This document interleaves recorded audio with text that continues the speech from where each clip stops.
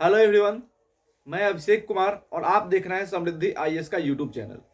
दोस्तों, आप सभी को पता है कि बीपीएससी टीआरई 3 में पीआरटी से लेकर के पीजीटी तक के जितने अभ्यर्थियों ने एग्जाम पास किया और उनमें से जिन अभ्यर्थियों ने अपना डीवी कंप्लीट करा लिया, जिनकी काउंसलिंग हो गई है, उन सभी अभ्यर्थियों को उनका औपबंधिक नियुक्ति पत्र वितरण का जो डेट है वो 9 मार्च 2025 रखा गया है। और आज जो है वो 2 मार्च 2025 यानी कि आज से 7 दिन के बाद जो है वो पटना के ऐतिहासिक गांधी मैदान में माननीय मुख्यमंत्री नीतीश कुमार जी के द्वारा बीपीएससी टीआई 3 के सफल छात्रों में से 10,000 छात्रों को जो है वो पटना के गांधी मैदान में नियुक्ति पत्र जो है वो देना है।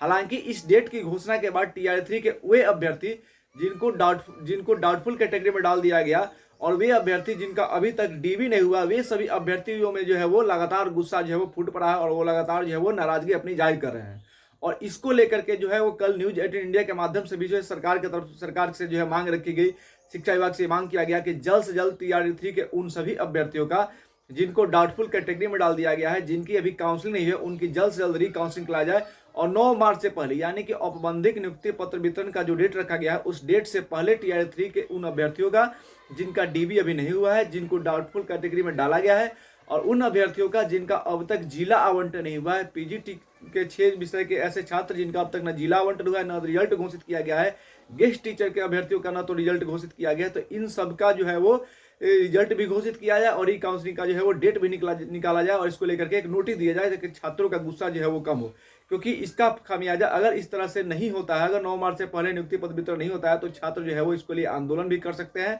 और साथ ही छात्र जो है वो इसको लेकर के जो है वो सड़क पर भी उतर सकते हैं। तो ये जो है वो एक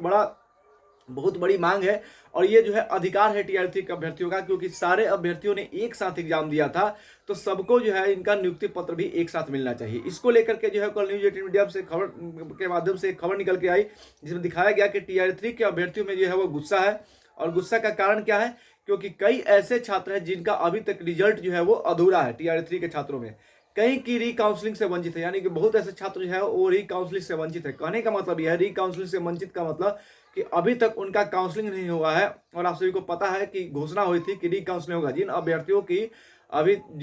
का काउंसलिंग नहीं हुआ है या फिर किसी कारण से वो काउंसलिंग से छूट गया है, उनको री काउंसलिंग का डेट निकलेगा, उनकी री काउंसलिंग होगी और वे सभी अभ्यर्थी जिनका गलत डॉक्यूमेंट अपलोड हो गया था उनके लिए पोर्टल खुलेगा और फिर से उनको री अपलोडिंग का मौका मिलेगा। हालांकि घोषणा तो हुई थी, लेकिन अब तक जबकि नियुक्ति पत्र वितरण का डेट आ गया है, लेकिन अभी तक जो है इसको लेकर के कोई डेट की घोषणा हुई, कोई नोटिस नहीं आया कि कब री अपलोडिंग होगा, कब री काउंसलिंग होगा। इसी को लेकर के छात्र जो है वो मांग कर रहे हैं कि जल्द से जल्द जो है री काउंसलिंग का डेट निकले और ये डेट जो है वो 9 मार्च से पहले यानी कि नियुक्ति पत्र वितरण से पहले हो। क्योंकि आज 2 मार्च है और 9 मार्च के बीच में जो है वो 7 दिन का गैप है। इसके बीचों बीच अगर आज शाम तक नोटिस निकल जाता है या फिर कल भी निकल जाता है, तो 2 से 3 दिन के अंदर जो है वो री काउंसलिंग और री अपलोडिंग जो है हो जाएगा और उसके बाद सभी अभ्यर्थियों को एक साथ जो है वो नियुक्ति पत्र वितरण जो है वो सरकार के माध्यम से जो है वो किया जा सकता है। जो डॉक्यूमेंट आप सभी को पता है कि जो पटना के ऐतिहासिक गांधी मैदान में नियुक्ति पत्र वितरण होना है, उसमें से गांधी मैदान में जो है कुछ छात्र ये भी क्वेश्चन करें कि सर जो गांधी मैदान में बांटा जाएगा नियुक्ति पत्र तो किसको मिलेगा? तो पटना के जो निकटवर्ती जिला है वहां के जो अभ्यर्थी हैं उनको पटना के गांधी मैदान में मिल जाएगा। बाकी लोगों को जो उनको जिला आवंटित है उस जिला के जिला मुख्यालय में जो है वो वहां के जो प्रभारी मंत्री हैं उनके द्वारा दे दिया जाएगा। कल आपने देखा था, कल 1 मार्च को